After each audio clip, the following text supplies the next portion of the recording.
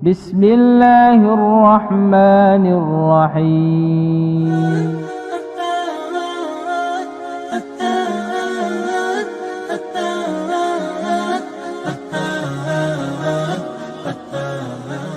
Kemudian terjadi penenggelaman di barat, kemudian terjadi penenggelaman di Jazirah Arab, kemudian munculnya binatang melata, kemudian diakhiri dengan dihancurkannya Ka'bah serta munculnya api yang menggiring manusia menuju ke negeri Syam.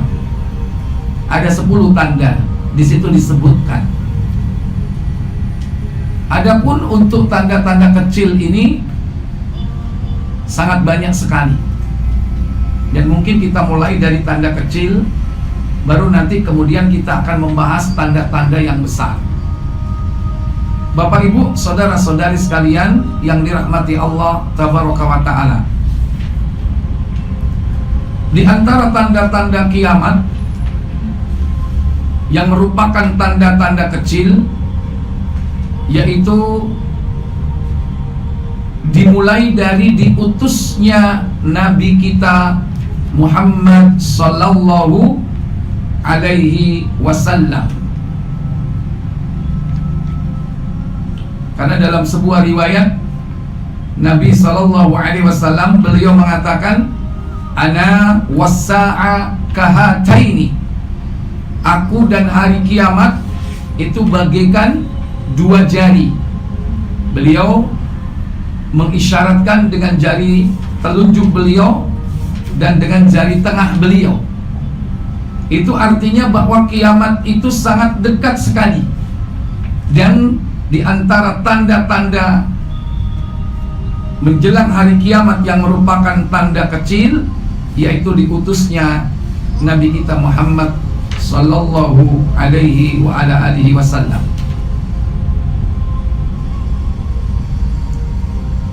Hadis tersebut diriwayatkan yakni oleh Imam Al-Bukhari di dalam bab Ar-Raqaq, yakni hadis nomor 6504 dari sahabat Anas bin Malik, insyaallah, bahwasanya Nabi SAW mengatakan, bu'ithtu ana was-sa'ah kahataini wa dhamma bainas sabbabati wal wusta. Aku diutus dengan hari kiamat adalah seperti ini, kata Nabi sallallahu alaihi wasallam. Seperti ini, di mana beliau wa dhamma bainas sabbabati wal wusta, beliau mengisyaratkan jari telunjuknya dengan jari tengahnya. Dalam riwayat yang lain, yaitu di dalam Musnad Imam Ahmad di nomor 18.797, beliau mengatakan, bu'ithtu ana was-sa'atu kahadhihi wa hadhihi. Aku diutus dengan hari kiamat adalah seperti ini dan ini. In kadat latasbiquni, hampir saja kiamat itu mendahuluiku. Ini beberapa riwayat ya tentang dalil bahwa tanda kiamat itu diawali dengan diutusnya Nabi kita Muhammad sallallahu alaihi wasallam. Kemudian yang kedua, yakni terbelahnya bulan. Bulan pernah terbelah menjadi 2 di zaman Nabi sallallahu alaihi wasallam ketika beliau meminta kepada Allah mukjizat sebagai bukti tanda kebenaran kerasulan beliau. Nah, ini pun karena permintaan dari orang-orang Arab Quraisy ketika itu. Tapi ternyata setelah dibuktikan bahwa bulan itu betul-betul terbelah sebagaimana permintaan orang-orang kafir jahiliyah dulu, orang-orang Arab Quraisy, ternyata mereka sama sekali tidak berubah, tetap di dalam kekufurannya, tetap di dalam kesyirikannya. Yang menunjukkan dalil bahwa bulan itu terbelah, yakni di dalam surah Al-Qamar, surah 54, yakni pada ayat yang pertama, di mana Allah Jalla wa Ala berfirman, iqtarabatis sa'atu wa syaqqal qamar. Iqtarabatis sa'atu wa syaqqal qamar. Telah dekat datangnya, yakni hari kiamat saat itu. Wa syaqqal qamar, dan bulan telah terbelah. Dan itu terjadi di zaman Nabi Muhammad SAW. Bahkan dalam sebuah riwayat, terbelahnya bulan itu terjadi 2 kali. Dalam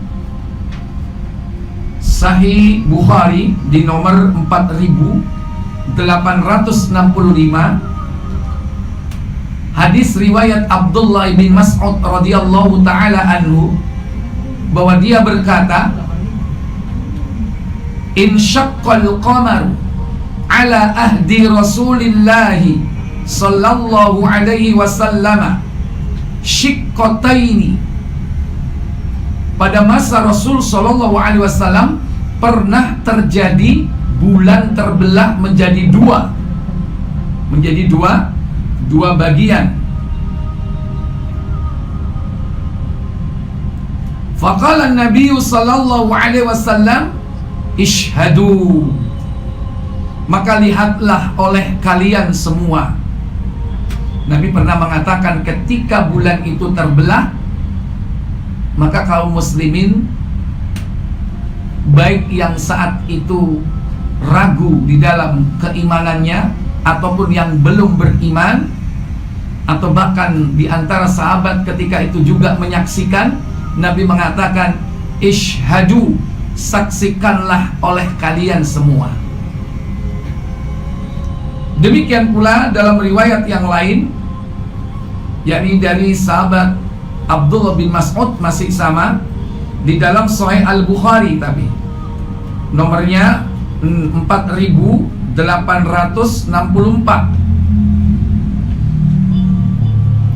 Abdullah bin Mas'ud berkata, bainama nahnu ma'a Rasulillah sallallahu alaihi wasallam bimina, saat kami bersama Rasulullah sallallahu alaihi wasallam di Mina,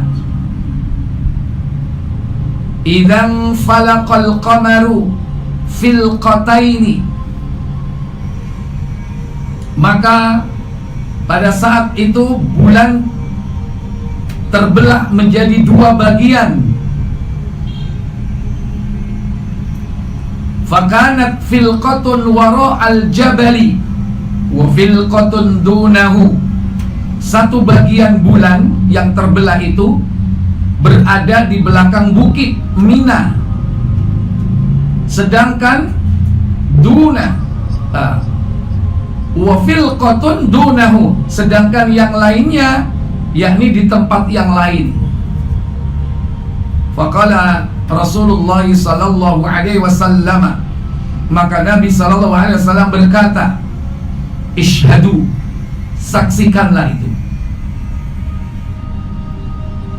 Adapun di dalam riwayat yang lain, yakni dari sahabat Anas bin Malik, riwayat ini terdapat juga di dalam Sahih Al-Bukhari di nomor 4867,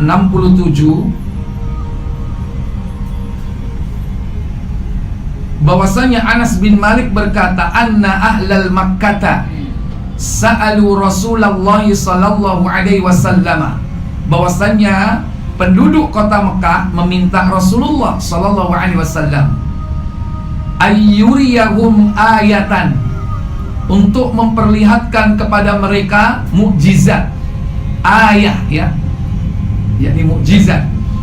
Fa'arahum insyiqaqal qamari marratain, maka beliau pun memperlihatkan, yakni kepada mereka terbelahnya bulan sebanyak 2 kali. Ini dalil yang menjelaskan bahwa terjadinya bulan itu sebanyak 2 kali.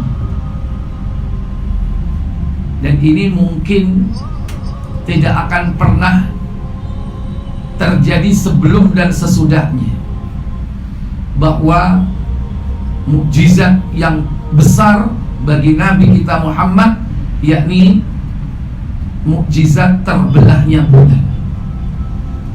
Tapi ini bukan yang terbesar. Yang terbesar mukjizat itu adalah Al-Quran. Tapi ini termasuk mukjizat yang besar. Dan para ilmuwan astronomi dengan teleskop yang canggih bisa dideteksi di permukaan bulan itu seakan ada belahan. Wallahu a'lam. Terlepas dari pernyataan dan berita tentang itu, kita sebagai seorang mukmin yakin terhadap dalil-dalil nakli, apa yang disampaikan di dalam Al-Quran, dalam surah Al-Qamar, dan juga yang disampaikan oleh para sahabat Nabi Sallallahu Alaihi Wasallam ketika mereka langsung hadir di saat Rasulullah minta kepada Allah agar ditunjukkan mukjizat terbelahnya bulan, dalam rangka untuk memenuhi permintaan orang-orang kafir Quraisy ketika itu. Dan itu terjadi sebanyak 2 kali. Ini diantara tanda kiamat. Tanda kiamat yang termasuk tanda kecil. Kemudian yang ketiga, yakni munculnya para pendusta dan nabi palsu. Muncul nabi palsu itu bahkan sebelum Nabi kita Muhammad wafat, sebelum beliau berpulang ke rahmat Allah Jalla wa'ala. Muncul 2 nabi palsu. Sebagaimana beliau pernah mengatakan bahwa beliau bermimpi, yakni memiliki 2 buah gelang yang terbuat dari emas. Itulah tamsil bahwa akan terjadi fitnah, munculnya nabi palsu. Baik. Adapun riwayat yang disampaikan dalam kitab ini dari Sauban, bahwa Nabi Sallallahu Alaihi Wasallam beliau bersabda, wa innahu sayakunu fi ummati 30 kadzabun, akan muncul di tengah umatku kelak yaitu 30 orang pendusta, kulluhum yaz'amu annahu nabiyyun, di mana masing-masing dari mereka mengklaim dirinya, mengaku dirinya sebagai nabi.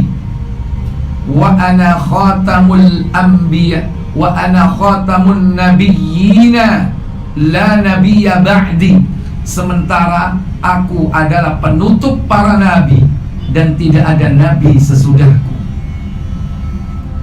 Tegas Nabi sendiri mengatakan bahwa beliau adalah khatamun nabiyyin, penutup para nabi.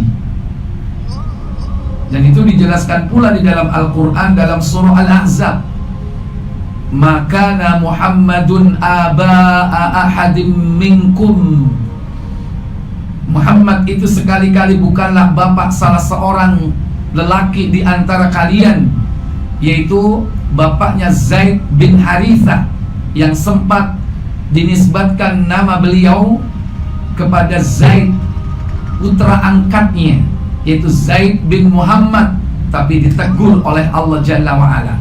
Lebih tegas lagi dalam ayat tersebut, Muhammad itu bukanlah salah seorang bapak dari lelaki, salah seorang lelaki di antara kalian, walakin akan tetapi beliau adalah Rasulullah, Rasulullahi wa khatamun nabiyyin, beliau adalah utusan Allah dan penutup para nabi. Nah, di sini jumlahnya 30.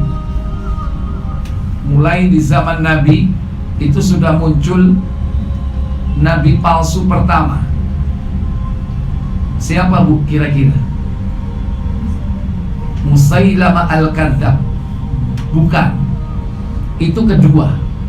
Yang pertama muncul adalah Al-Aswad Al-Ansi, muncul di negeri Yaman, yang akhirnya dihukum mati oleh kaum muslimin setelah Nabi memerintahkan atau mengutus sahabat Mu'ad bin Jabal ke negeri Yaman untuk menyelesaikan itu.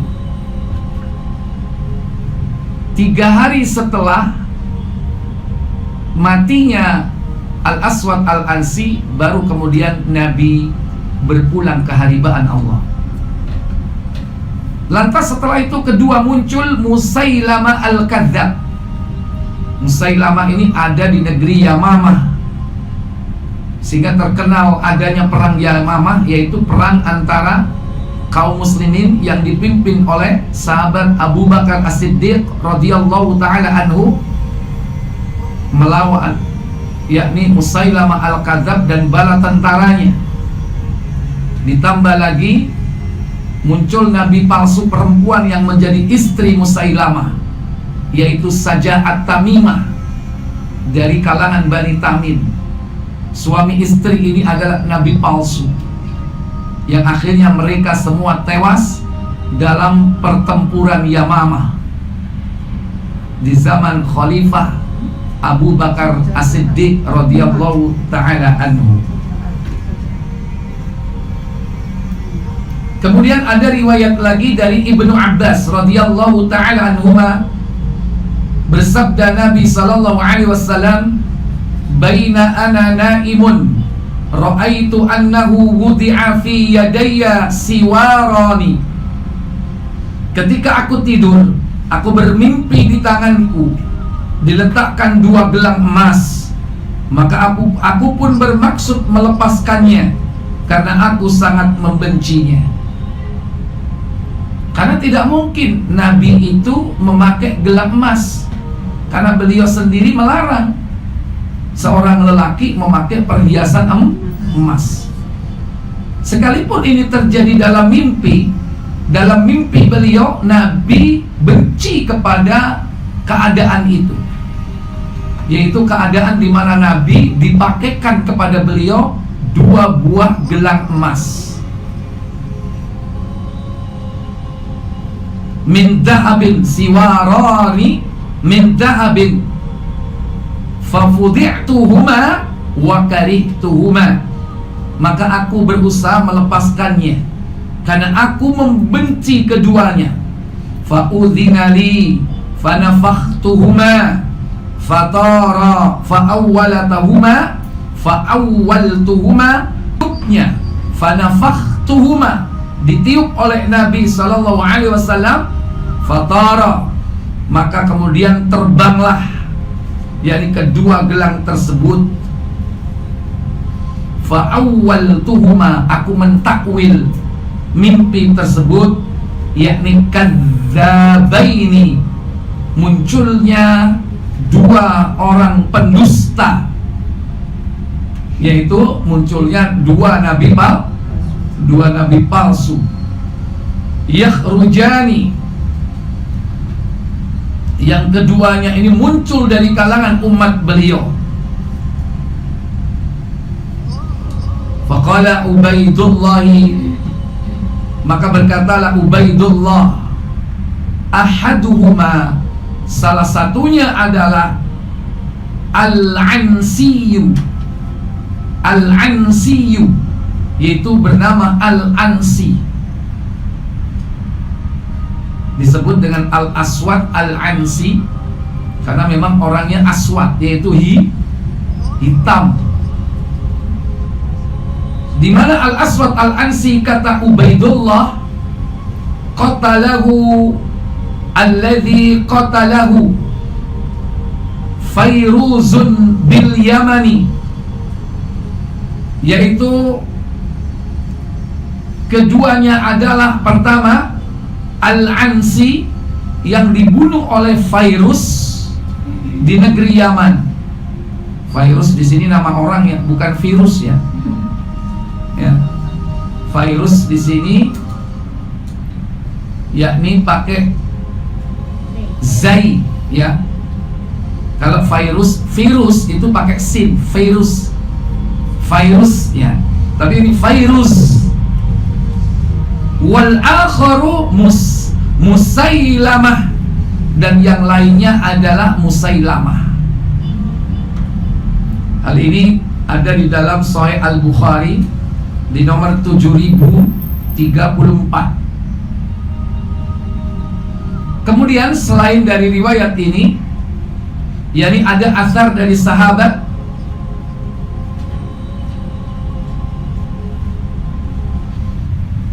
yakni dari sahabat Abu Bakrah,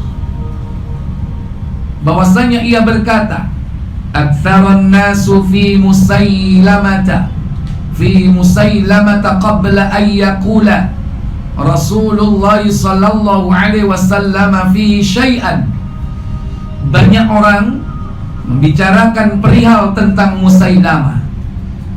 Hal itu terjadi sebelum Rasulullah mengatakan tentang perihal jati dirinya. Faqama Rasulullah sallallahu alaihi wasallam khatiban, maka Rasulullah berdiri menyampaikan khutbah beliau. Faqala amma ba'du, dan beliau mengatakan amma ba'du, fa fi sya'ni hadzal rajuli.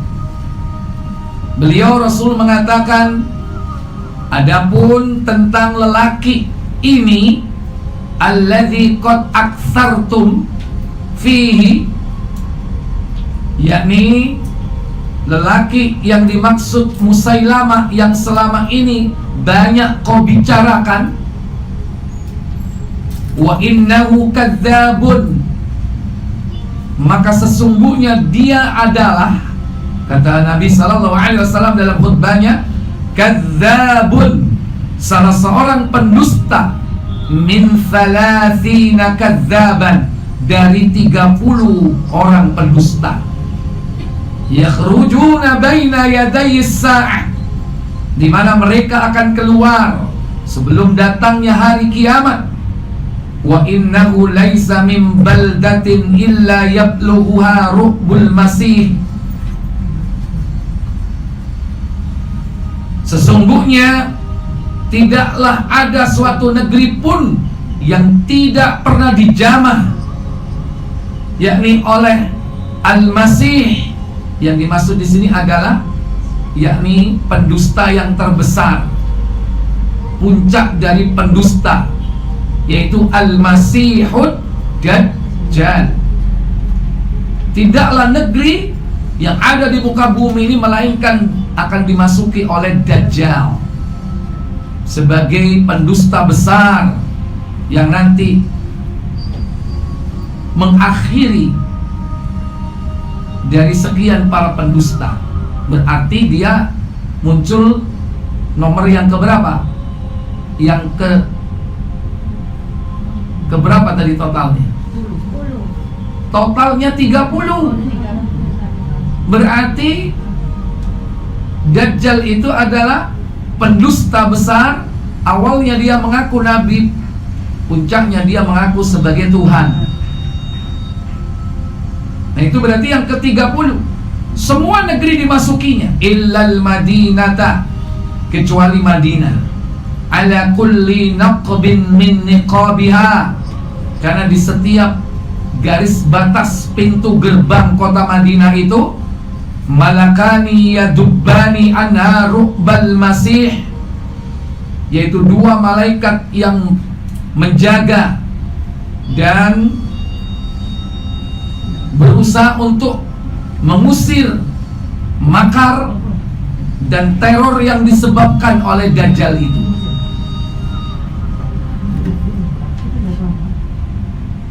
Jadi kota Madinah ini dimasuki oleh Dajjal atau tidak?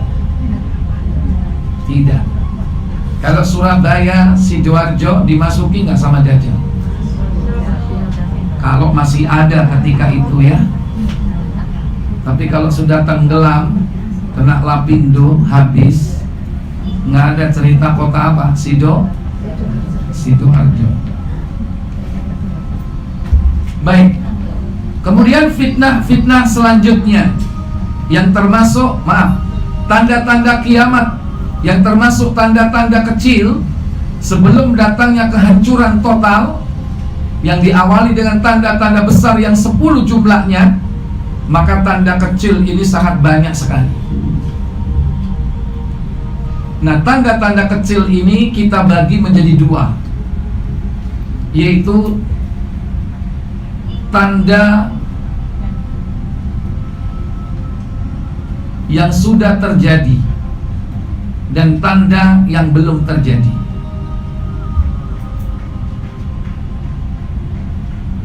Tanda yang sudah terjadi, dan kadang yang terjadi itu hanya sekali, tapi ada tanda yang sudah terjadi itu tetap ada sampai hari ini. Jadi itu pun yang terjadi dibagi lagi. Kadang ada tanda yang terjadinya sekali, tapi ada tanda yang terus berlanjut sampai hari ini. Baik, kita masukkan sebagai tanda kecil yang sudah terjadi. Yang pertama, yakni yurfa'al ilmu, diangkatnya ilmu. Ilmu yang dimaksud di sini adalah ilmu syar'i, ilmu din, ilmu agama, diangkat oleh Allah Jalla wa'ala. Bagaimana cara Allah mengangkat ilmu? Yaitu dengan diwafatkannya para ulama. Nah, di antara tanda terjadinya kiamat, ilmu itu diangkat, sehingga banyak terjadi kebodohan di muka bumi ini.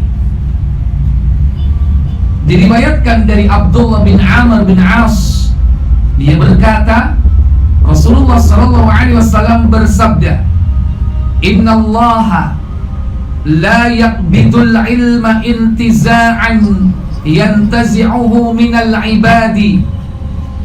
Sesungguhnya Allah itu akan mengangkat ilmu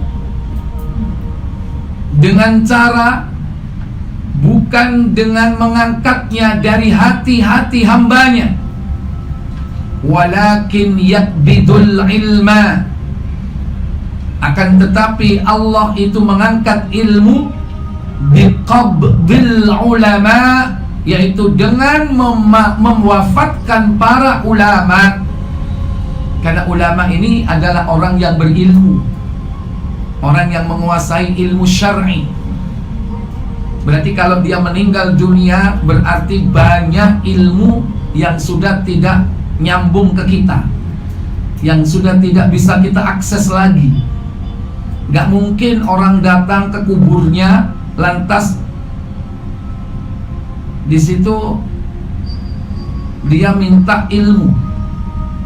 Mbah, ilmu yang belum dikasihkan saya yang mana, Mbah? Tolong diberitahu sekarang. Nggak akan bisa terjadi, karena sudah putus amalnya. Dan orang tidak akan bisa berhubungan dengan orang yang sudah mati dalam rangka untuk menuntut ilmu. Berarti majelis taklimnya, yaitu gurunya gaib, ya. Dan itu mustahil, tidak mungkin, kecuali itu dianggap mungkin terjadi bagi orang-orang yang sudah sesat akidahnya, sehingga dia harus datang ke kuburnya untuk mencari apa? Wangsit, untuk mencari yakni informasi, atau bahkan bahasa yang lebih keren lagi, yaitu mencari ilmu. Ikhwatal iman aizakumullah. Bagaimana mungkin majelis ilmu itu diadakan di tengah kuburan? Berarti kuburan orang yang ulama tadi itu dikelilingi para santrinya untuk mendengarkannya. Ini tidak mungkin, mustahil. Allah Allah mengangkat ilmu itu dengan mewafatkan para ulama, hatta idza lam yubqi aliman, sehingga tidak ada orang yang tersisa di kalangan orang alim nanti. Ittakhadan nasu ru'usan juhalan, sehingga nanti manusia akan mengangkat pemimpin-pemimpin yang bodoh, yang jahil. Ini menandakan bahwa pemimpin itu bukan hanya umaro, tapi apa? Ulama. Yang dimaksud ulil amri itu ulama dan umaro. Karena dengan wafatnya para ulama, nanti banyak orang-orang itu mengangkat para juhalan, ya, juhala, yaitu orang-orang yang bodoh dalam ilmu syar'i, sekalipun dia pandai dalam ilmu duniawiyah. Bisa jadi dalam ilmu duniawiyah dia profesor, dia doktor, tapi jahil dalam urusan agama. Mereka lah yang diangkat. Fa'aftau bi ghairi ilmin fasu'ilu, mereka ditanya tentang suatu perkara, suatu hukum. Fa'aftau, kemudian dia berfatwa, menyampaikan fatwanya bi ghairi ilmin, tanpa dasar ilmu. Yang dimaksud tanpa dalil. Dia berfatwa tanpa dalil, tanpa dasar ilmu, tanpa dasar qala Allah wa qala Rasulullah wa qala sahabat. Tapi dia berfatwa atas dasar pikirannya, atas kemauan hawa nafsunya. Apa yang terjadi kalau itu sudah merajalela? Fadallu, maka jadilah dia sesat. Wa adallu, dan menyesatkan. Sesat dan menyesatkan. Iya. Jadi ini beberapa dalil bahwa Allah Jalla wa'ala akan mengangkat ilmu itu sebagai bentuk tanda kiamat. Demikian pula di dalam riwayat yang lain,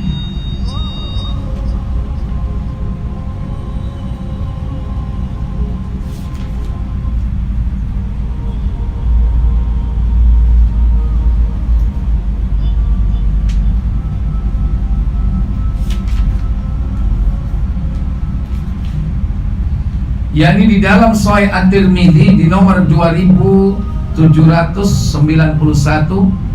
hadis yang diriwayatkan dari sahabat Abu Darda. Dalam hadis itu dikatakan, Ubadah bin Samit berkata kepada Jubair bin Nafir setelah mendengar sabda Rasul sallallahu alaihi wasallam terkait diangkatnya ilmu yang diriwayatkan oleh Abu Darda. Dikatakan shadaqa Abu Darda, benarlah apa yang dikatakan Abu Darda. In syi'ta, jika kau mau, la uhadditsannaka bi awwali ilmin yurfa'u minan nasi. Aku akan mengatakan kepadamu jika kau mau bahwa ilmu yang pertama kali dicabut dari manusia adalah al-khusyu', yaitu khusyuk.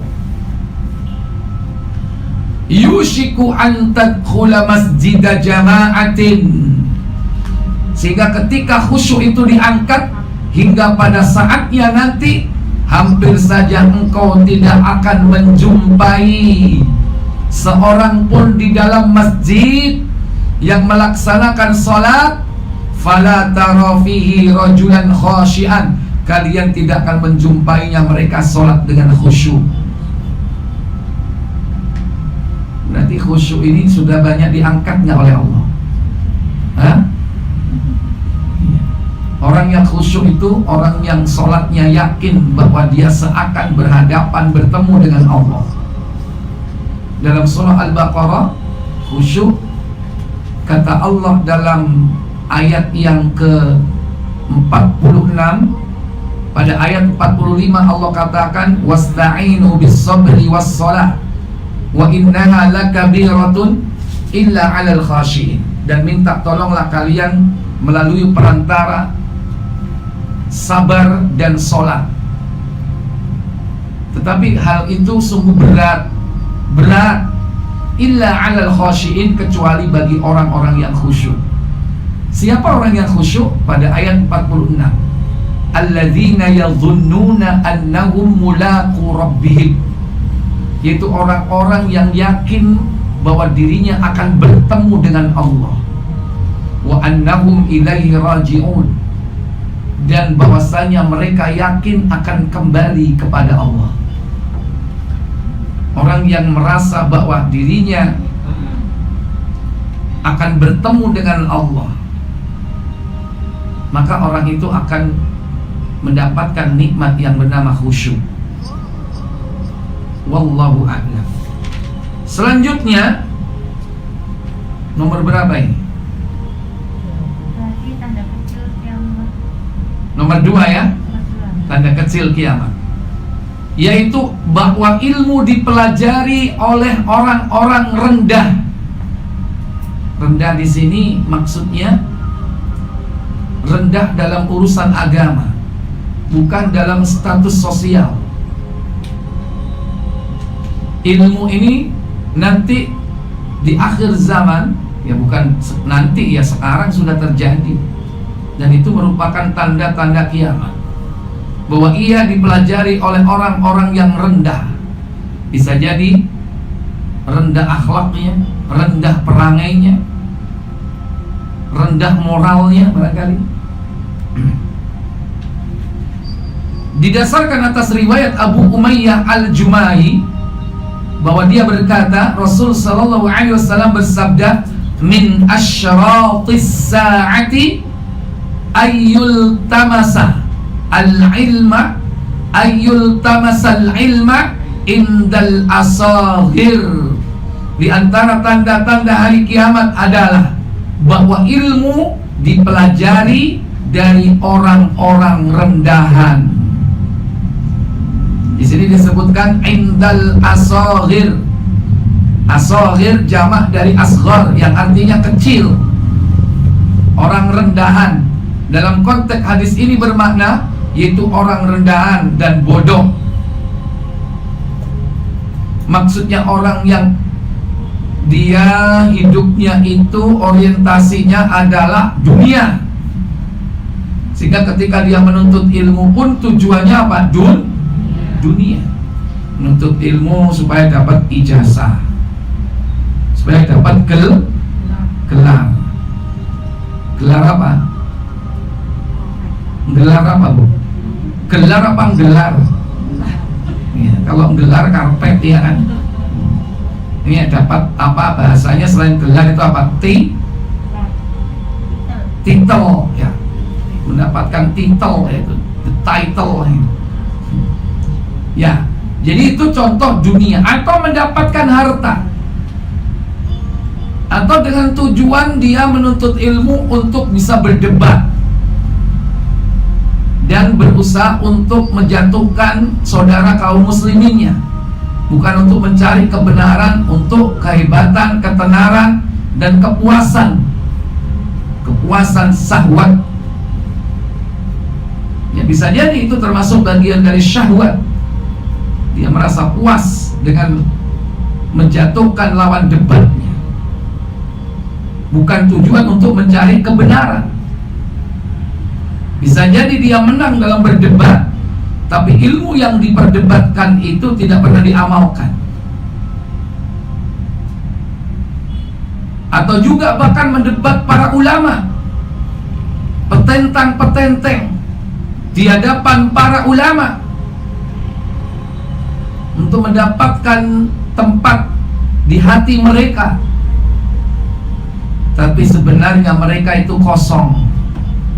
Makanya hati-hati. Kita ini sebagai panitia kajian, nanti para bapak ibu banyak bersinggungan, berteman, berinteraksi dengan para ulama. Jangan sampai kita tidak bisa mengambil faidah yang besar dan banyak dari mereka. Kita merasa diri kita ini dekat, punya nomor teleponnya, bahkan makan bareng bersama mereka, ustadz-ustadz kibar misalnya, atau para ulama di negeri ini misalnya. Tapi kita tidak bisa mengambil faidah. Kita memfasilitasi kajiannya, tapi waktu kajian kita tidak ikut ngaji, sibuk ngurusin teknis-teknis yang kadang itu bisa melalaikan dari tujuan menuntut ilmu. Mestinya kita yang dekat dengan para ulama, dekat dengan ahli ilmu itu bisa mengambil bagian yang lebih banyak dari mereka. Dan terutama yaitu ilmu yang bermanfaat, yaitu ilmu yang diamalkan. Nggak ada artinya kita tahu ini dan itu kalau semua itu tidak diamalkan dalam kehidupan sehari-hari. Ya, itu sebagai peringatan bagi kita bahwa ini merupakan tanda kiamat. Entah karena mungkin kejahilannya atau kefasikannya.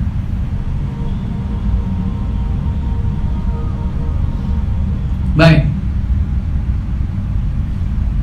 Kemudian yang ketiga, munculnya yakni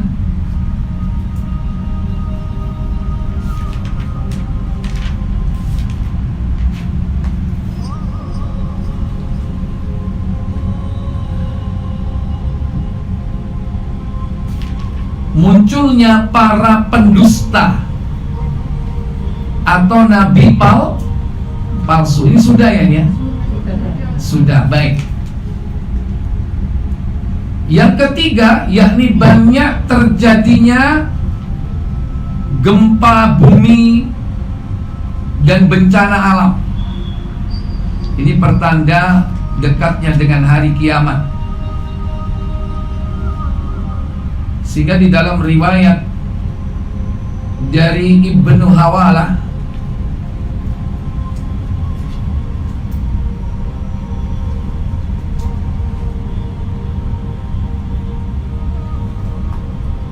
dan juga riwayat dari Salamah bin Nufail As-Sukuni,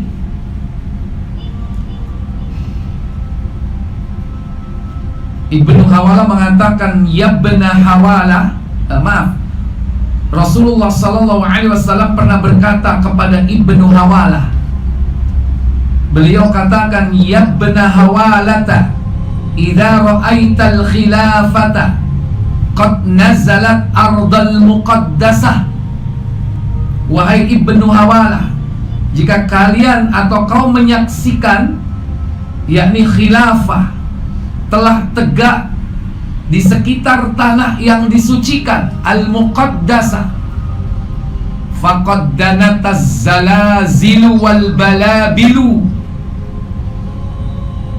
maka sesungguhnya saat itu akan banyak terjadi gempa. Di sini disebutkan az-zalazilu, yakni kegoncangan. Idza zulzilatil ardu zilzalah, jika bumi digoncang dengan goncangan yang sangat hebat. Itu contoh kalimat zalzalah, jamaknya adalah az-zalazil. Wal balabil, demikian pula yakni bencana-bencana besar, kesusahan maksudnya ini ya. Wal balabil, kesusahan. Wal umurul idhamu, dan juga peristiwa-peristiwa besar.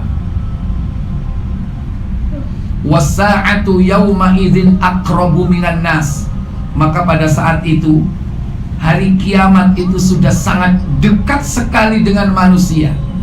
Min yadi hadhihi min ra'sik, yakni lebih dekat kiamat itu daripada tanganku ini dengan kepalamu. Hadis riwayat Abu Dawud, yakni di nomor 2517. Adapun riwayat yang lain dari Salamah bin Nufail As-Sukuni, bahwa dia berkata, Rasul bersabda, wa baina yaday sa'ati mutanun syadidun wa ba'dahu sanawatuz zalazil.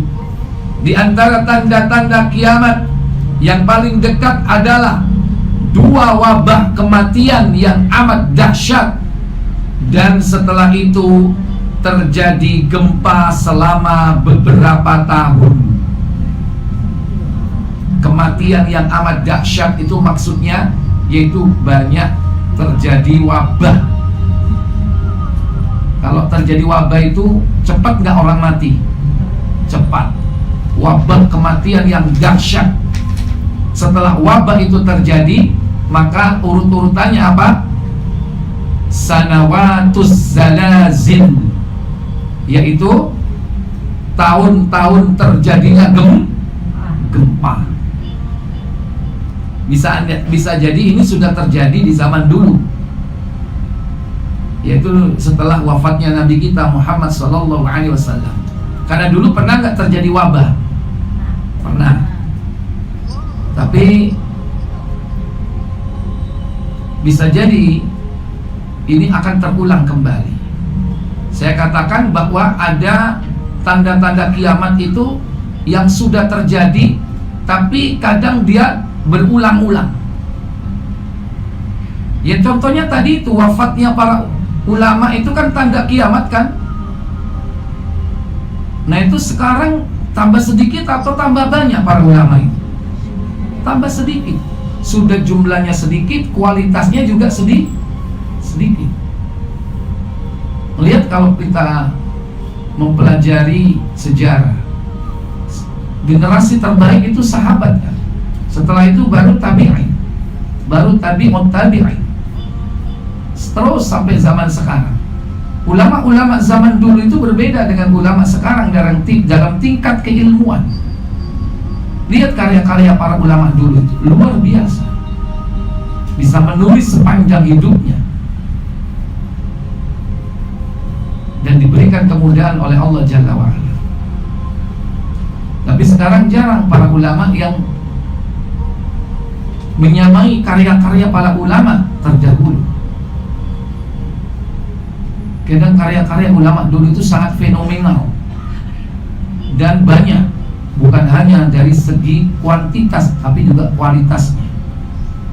Sekalipun ulama zaman sekarang mampu membuat karya-karya ilmiah, tetapi tidak lepas rujukannya itu dari kitab-kitab para ulama pendahulunya. Ya, baik. Yang keempat, waktu akan berjalan dengan cepat. Ya, dalam sehari, dalam sebulan, dalam setahun. Wingi seket poso, iki wis arep poso maneh. Sekarang bulan apa, Bu? Kok September? Bulan kita, jangan bulan mereka. Yaitu sebetulnya bulan kita juga. Cuman karakteristiknya kalau tahun miladiyah, tahun Masehi itu kaitannya dengan urusan-urusan dunia, bercocok tanam, ya. Karena itu kaitannya dengan iklim. Tapi kalau Hijriyah itu kaitannya dengan ibadah kepada Allah. Mulai dari Muharram sampai Zulhijjah itu isinya ibadah. Dan gak ada kaitannya dengan musim. Musim panas, musim dingin, musim salju, musim semi, gak ada. Kalau itu kan tahun berdasarkan hitungan matahari, makanya disebut dengan Masehi, penyembah matahari, Masehi. Atau Miladiyah, tahun yang didasarkan atas milad, yaitu lahirnya Isa atau Yesus. Nggak disebut tahun miladiyah. Tapi kalau hijriyah didasarkan yaitu atas hijrahnya Nabi kita Muhammad SAW. Dan tahun hijriyah ini berdasarkan perhitungan bulan, perputaran bulan. Makanya disebut dengan tahun Qamari. Dan Qamariyah ini berjalan sejak dulu. Ketika Allah menciptakan langit dan bumi, Allah sebut nama-nama bulan itu, mulai dari Muharram sampai Dzulhijjah. Baik. Dari Abu Hurairah radhiyallahu taala anhu bahwasanya Rasul sallallahu alaihi wasallam bersabda, "La taqumus sa'atu," tidak akan terjadi hari kiamat, hatta yataqarabaz zamanu, hingga zaman atau waktu itu terasa dekat. Fatakunas sanatu kasyahri, maka waktu setahun itu seakan jadi sebulan. Wa yakunas syahru kal jumu'ati, dan sebulan itu seakan menjadi sepekan. Wa takunal jumu'atu kal yaumi, dan satu pekan itu seakan hanya sehari saja. Wa yakunal yaumu kas-sa'ati, satu saat yang dimaksud adalah wa takunus sa'atu kahtirakis sa'afatil khusah, yakni satu saat yang dimaksud adalah nyala api yang membakar ranting-ranting. Maksudnya di sini wa yakunal yaumu kas-sa'ah, satu hari seakan satu jam, itu yang paling akhir. Sehari seakan 1 jam. Begitu pagi, loh kok sore, nggak terasa ya. Dan yang dimaksud as-sa'ah 1 jam atau sesaat, yakni kahtirakis safatil khusah, seperti api membakar ranting-ranting yang kering. Lama atau sebentar itu ranting-ranting kering jadi abu? Aduh, sebentar banget ranting. Kecuali kalau yang dibakar itu besi, ya lama. Atau kayu yang besar, pokok kayunya, nah, itu lama bisa jadi. Dia menjadi bara api. Tapi kalau ranting nggak lama, baranya hilang jadi abu. Hadis ini diriwayatkan dalam Sahih Musnad Imam Ahmad, yakni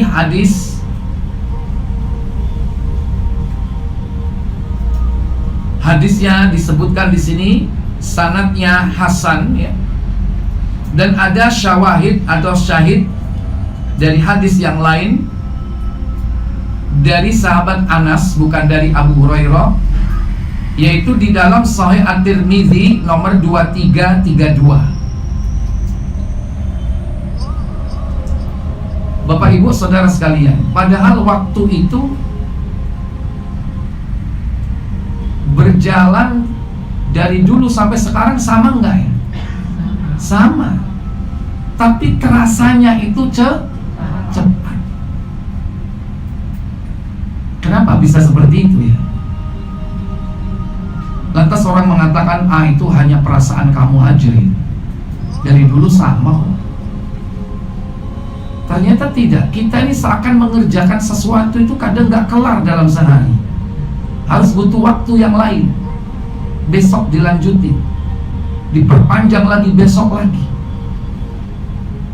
Kalau dulu itu orang dalam sehari bisa menyelesaikan banyak pekerjaan, sehingga waktunya berkah. Atau mungkin karena manusia itu dalam kehidupan kita sekarang ini fokusnya itu sudah terlalu banyak. Artinya sudah bias, sangat kompleks sekali permasalahan hidupnya, sehingga dalam sehari itu banyak masalah yang dihadapi. Yang kadang masalah yang banyak yang dihadapi itu masalah yang remeh-temeh, masalah-masalah kecil yang gak manfaat. Atau mungkin karena manusia itu lalai, disibukkan dengan permainan-permainan dunia. Waktunya habis di depan apa? Televisi atau di depan HP. Dia main game. Ya. Ini contoh, waktu terasa cepat. Apalagi bagi mereka yang menghabiskan waktunya untuk kesia-siaan, untuk main game misalnya, terasa cepat sekali. Sementara kadang orang-orang yang memanfaatkan waktunya dengan sebaik-baiknya untuk sebuah kebaikan akhirat terasa cepat. Habis sholat duhur, nanti tahu-tahu azan apa? Asar. Belum lama dia bekerja, tahu-tahu sudah azan maghrib. Inilah kehidupan di zaman sekarang. Dan ini sudah terjadi dan terbukti. Kita rasakan betul. Ikhwatal iman, Bapak Ibu, saudara sekalian yang dirahmati Allah tabaraka wa ta'ala.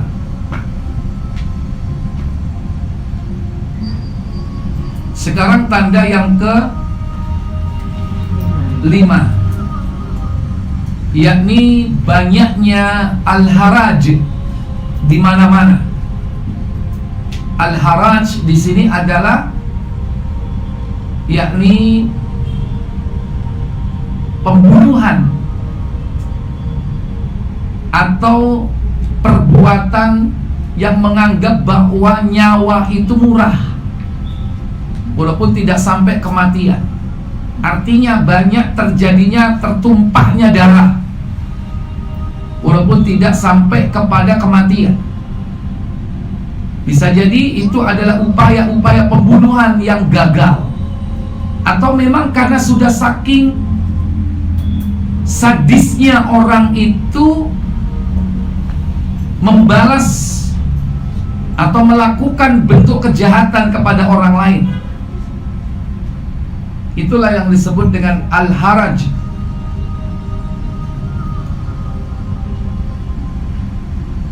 Ada sebagian orang yang mengatakan itu adalah sebuah prahara,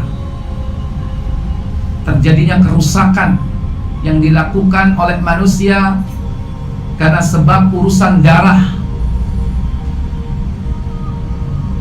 Dalam riwayat yang terdapat di dalam Sahih Bukhari, di pembahasan bab tentang fitnah, hadis nomor 7067. Dalam Sahih Muslim, hadis nomor 2672, dari sahabat Abdullah bin Mas'ud radhiyallahu taala anhu, Nabi sallallahu alaihi wasallam bersabda, "Baina yaday as-sa'ati ayyamul haraj."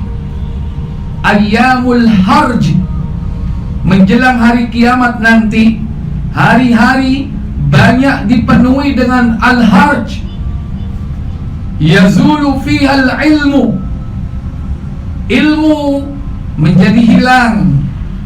Wa yadharu fiha al-jahlu, kejahilan atau kebodohan menyebar merata di mana-mana.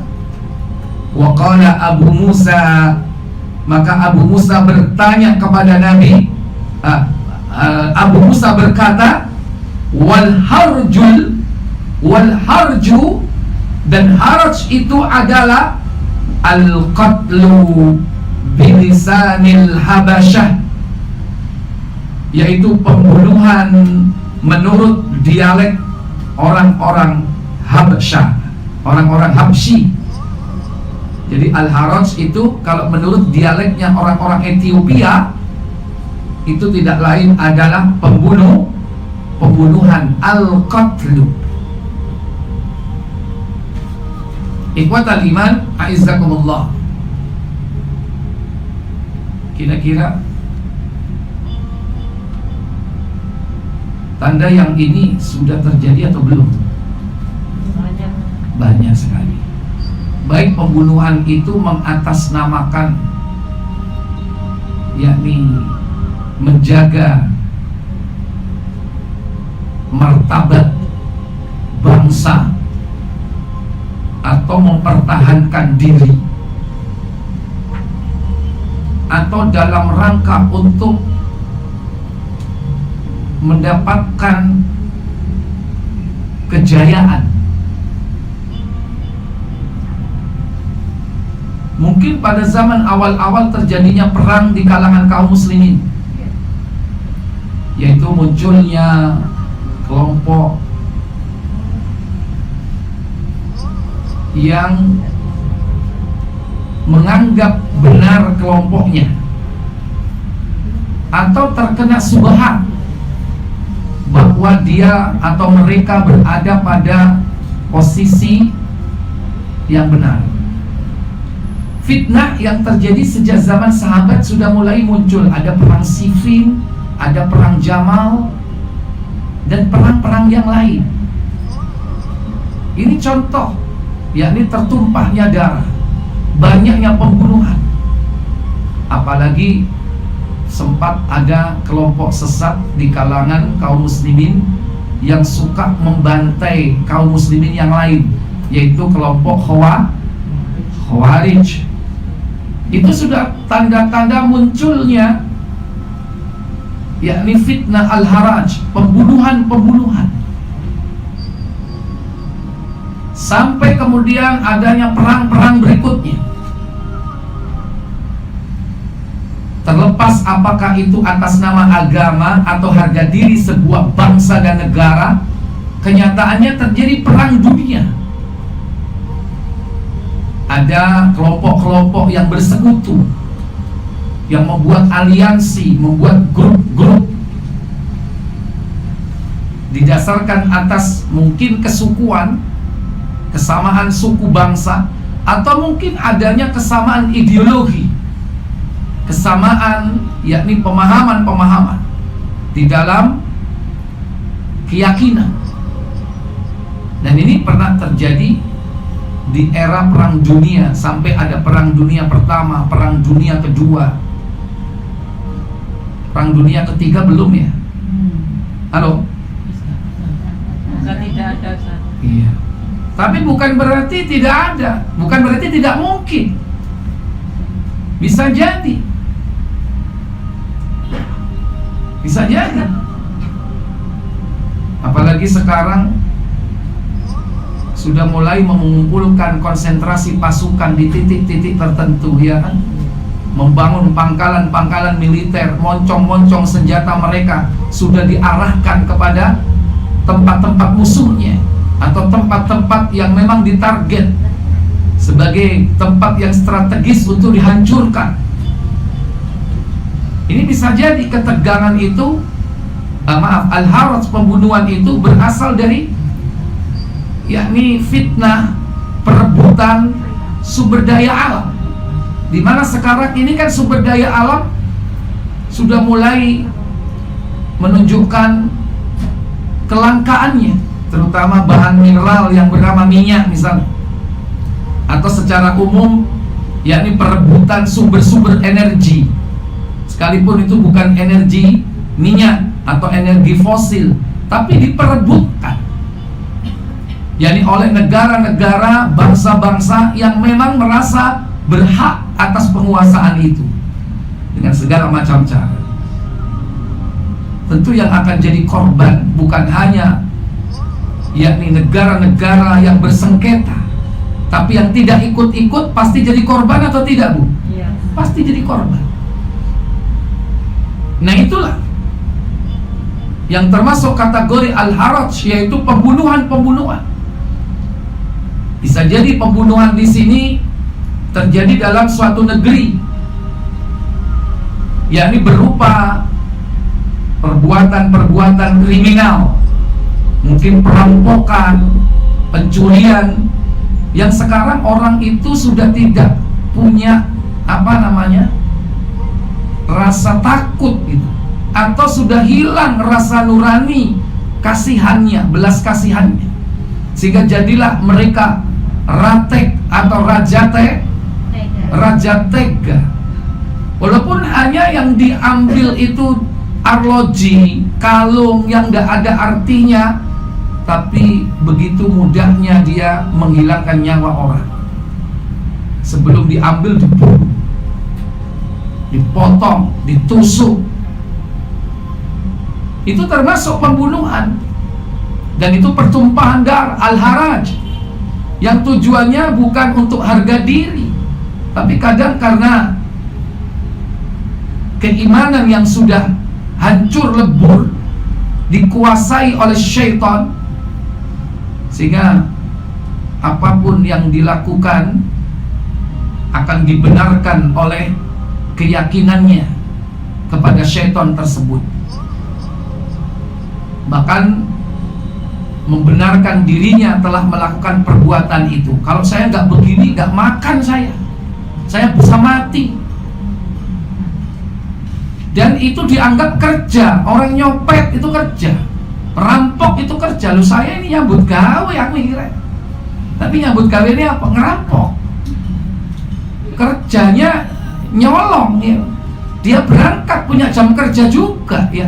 Jam kerjanya siang atau malam kalau maling? Kadang siang, kadang Oh iya, kok eru? Pernah jadi maling atau kemalingan? Ya, ya. Jadi kalau sudah orang sudah dikuasai syaitan, sudah tidak punya rasa takut, tidak punya rasa malu, bahkan dia melegitimasi, membenarkan perilakunya bahwa ini adalah sebagai suatu cara mempertahankan hidup, atau dia katakan nyari yang haram aja susah, apalagi nyari yang ini adalah subhat yang dihembuskan oleh syaitan, sehingga orang gampang membunuh orang lain begitu mudahnya dan menganggap bahwa nyawa itu murah hanya karena rebutan lahan parkir atau parkir yang hanya sekedar 5.000, orang bisa tusuk-tusukan, bacok-bacokan. Ini salah satu di antara tanda-tanda kiamat. Mungkin ibu-ibu nggak lihat ya media-media mainstream. Kalau seandainya ibu lihat media, misalnya koran-koran mainstream, itu pasti tiap hari akan banyak terjadi kriminal. Berita-berita kriminal itu biasanya koran-koran tertentu. Koran apa, Bu? Oh, bawa titik tes, konangan. Loh ya, itu orang yang jawab ibu. Iya kan? Nah itu. Karena kita nggak pernah lihat media itu, kita anggap mungkin nggak ada apa-apa. Tapi sebetulnya banyak terjadi pembunuhan. Pembunuhan kadang juga tidak dengan cara yang kasar, tapi juga dengan cara yang halus. Melalui apa? Santet, tenung, ya, teluh. Itu cara mereka membunuh. Kadang tidak mau berhadapan, tapi melalui jasa para dukun dan tukang sihir. Baik. Dalam sebuah riwayat sahabat Abu Hurairah, beliau mengatakan Rasul bersabda, "Walladzi nafsi biyadihi," demi zat yang jiwaku berada di tangannya, kata Nabi, "La tadhabud dunya," dunia tidak akan hancur, tidak akan kiamat, tidak akan musnah, hatta ya'ti 'alan nasi yaumun, hingga datang kepada manusia suatu hari, la yadril qatilu fima qatala, yaitu hari di mana orang itu membunuh tidak mengetahui kenapa dia sampai membunuh, walal maktul fima qutila, dan saat hari di mana orang yang dibunuh tidak tahu apa sebabnya dia dibunuh. Yang membunuh gak ngerti kenapa kok dia membunuh. Aku kok mateni wong yo. Yang dibunuh juga gak tahu, aku kok dipateni ya, apa salahku. Itu nanti akan terjadi seperti itu. Ini lebih tegas lagi. Kata Nabi, akan datang hari seperti itu. Faqila kaifa yakunu dzalika, maka ditanyakan kepada beliau, bagaimana mungkin hal itu bisa terjadi wahai Nabi? Qala, Nabi bersabda, al-harju, haraj. Apa itu? Al-qatilu wal maktulu finnari. Orang yang membunuh dan yang dibunuh, dua-duanya masuk neraka. Bukan yang membunuh saja, tapi yang dibunuh juga masuk neraka. Kenapa? Karena kedua-duanya punya niat untuk membunuh. Cuman dia itu tidak ngerti apa motivasi dia membunuh. Tapi dia niatnya membunuh, baik yang mengawali membunuh atau yang mau dibunuh. Ketika dua-duanya bertemu, keduanya ini sudah punya niat membunuh, sudah ada niat membunuh.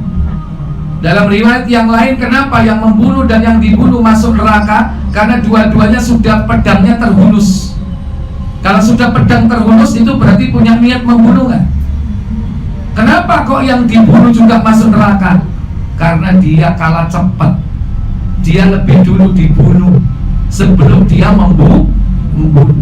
Tapi hakikatnya dia sudah melakukannya, usaha untuk membunuh. Maka dua-duanya masuk neraka. Tapi kenapa dia sampai mau membunuh itu? Motifnya itu gak jelas. Itu akan terjadi. Artinya bahwa di akhir zaman itu banyak orang membunuh atau dibunuh itu karena perkara-perkara sepele, perkara-perkara yang tidak penting, yang remeh, perkara-perkara yang kecil sekali, malah sampai bisa membunuh seperti itu. Baik, para ibu, para bapak saudara sekalian. Kemudian ada riwayat lagi dari Abu Bakar. Maaf, tadi itu riwayatnya ada di dalam Sahih Muslim. Yang dari Abu Hurairah itu ada di dalam Sahih Muslim tentang fitan, nomornya 2908. Kemudian berikutnya dari sahabat Abu Bakar, Rasul sallallahu alaihi wasallam bersabda, "Innaha satakunu fitnatun." Sesungguhnya nanti akan terjadi fitnah. Yakunul muttaji' fiha khairan minal jalis. Di mana nanti orang yang tidur itu lebih baik daripada orang yang duduk. Wal jalisu khairan minal qa'im. Orang yang duduk itu lebih baik daripada orang yang berdiri. Wal qa'imu khairan minal mashi. Dan orang yang berdiri lebih baik daripada orang yang berjalan. Wal mashi khairan minas sa'i. Dan orang yang berjalan itu lebih baik daripada orang yang berlari. Qala, sahabat bertanya, "Ya Rasulullah, wahai Rasulullah, ma ta'muruni? Apa yang kau perintahkan kepadaku?" Qal, maka Nabi bersabda, "Man kanat lahu ibilun falyalhaq bi ibilihim." Kata Nabi SAW, barang siapa yang mempunyai unta, hendaknya dia pergi dengan untanya. Artinya diurus aja untanya itu. Wa man kanat lahu ardun falyalhaq bi ardihi. Kalau dia memiliki lahan, ya, maaf, di sini ardun di sini adalah lahan, ya. Falyaq bi ardihi, maka hendaklah dia yakni memanfaatkan lahannya itu.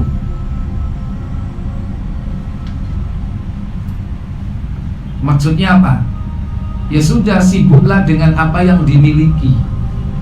Untoe diapakno, diopeni, dipelihara dengan baik, dikasih makan. Udah, jangan ngurusi orang lain. Kalau dia mangkanat lahu ardun, kalau dia punya bumi ini maksudnya apa? Punya tanam. Ya sudah, sibuklah bercocok tanam. Terus gak usah ngurusi wong liya. Kalau bercocok tanam berarti di situ aktivitasnya terbatas nggak Bu? Terbatas, gak usah jauh-jauh. Meskipun terjadi huru hara, nggak usah ikut andil, ikut ambil bagi bagian terjadinya berbagai macam fitnah tersebut. Qal, Nabi mengatakan, faman lam yakun lahu syai'un min dzalik, maka barang siapa yang tidak punya sesuatu apapun, mungkin nggak punya unta, nggak punya kambing, nggak punya itik, nggak punya ayam, nggak punya lele, sehingga mereka bisa sibuk dengannya, nggak punya kebun, nggak punya sawah, nggak punya hutan barangkali ya. Jadi ini gue hutan ya. Fal ya'mid ila sayfihi, maka hendaklah apa yang dilakukan, hendaklah dia jangan sampai, yakni memakai pedangnya itu. Fal ya'mid ila sayfi, pedangnya itu ditahan, jangan dihunus. Fal yadrib bihaddihi ala harrotin, dan hendaklah dia menghantamkan pedangnya itu ke batu yang keras. Tsumma liyanju mastata'an najah, kemudian dia menyelamatkan diri semampunya. Berarti kalau ternyata ada datang kepadanya orang yang mau membunuhnya, tidak punya pedang, pedangnya itu jangan dipakai. Kalau seandainya diambil kemudian setelah itu dihantamkan ke batu yang keras, maaf, pedangnya bagaimana kalau dihantamkan ke batu? Yo bengkok, yo ketul, yo hancur, ya akhirnya tidak bisa dipakai untuk melawan, ya kan? Itu maksudnya apa? Jangan melawan. Kalau seandainya ada sekelompok orang datang kepadamu, kepada keluargamu, sudah, nggak usah melawan. Dalam riwayat yang lain, jadilah seperti anak Adam, yaitu Habil. Kata Habil kepada kakaknya, wahai kakak, seandainya kau menggerakkan tanganmu kepadaku untuk membunuhku, aku tidak akan menggerakkan tanganku untuk membunuhmu. Itu kata Habil. Berarti kalau kita ini mau dibunuh, apa istilahnya? Pasrah. Biasanya kalau lari itu siksanya tambah nemen nggak? Halo? Iya. Siksanya tambah nemen. Biasanya malah kalap ya. Bisa jadi nanti begitu ketangkep tambah mangkel, tambah diledel-ledel. Oh, diledel-ledel.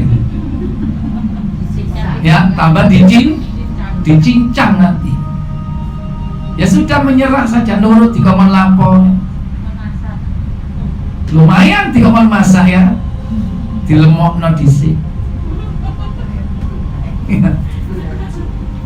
Suruh masak, masakannya enak, dimakan bersama, gemuk, lantas ya.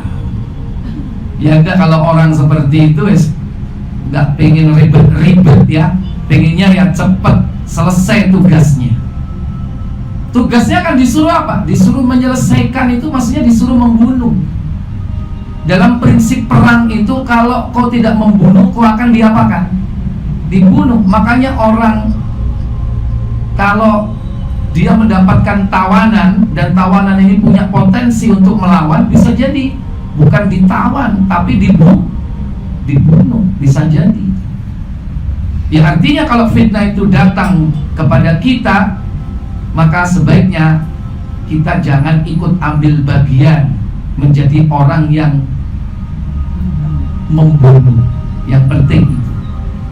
Kalau kita kemudian akhirnya dibunuh, maka dosa-dosa kita akan diambil, ditimpakan kepada orang yang membunuh.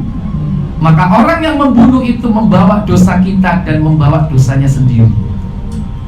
Kita dibebaskan dari dosa kita.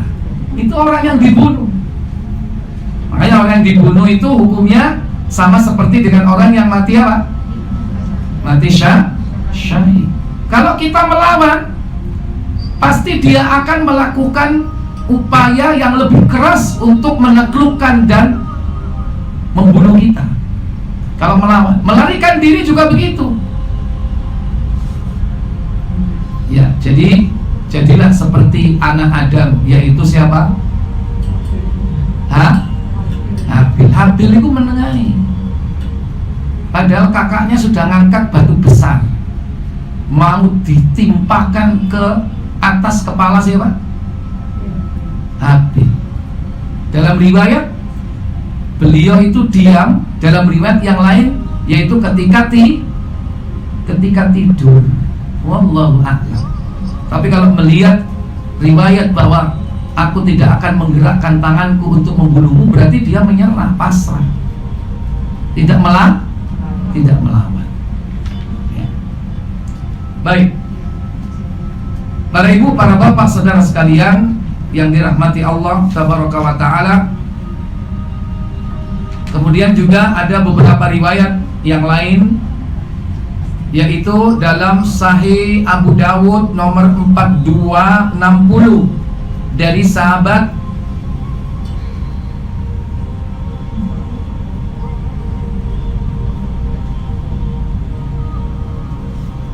di sini tidak disebutkan. Ya, dari Jabir, dari sahabat Jabir bin Samurah, bahwasanya dia berkata, Rasul bersabda, falamma raja'a ila manzilihi atathu Quraisyun faqalu saya ulang, la yazalu hadha ad-din azizan ila 12 khalifah. Agama ini akan senantiasa jaya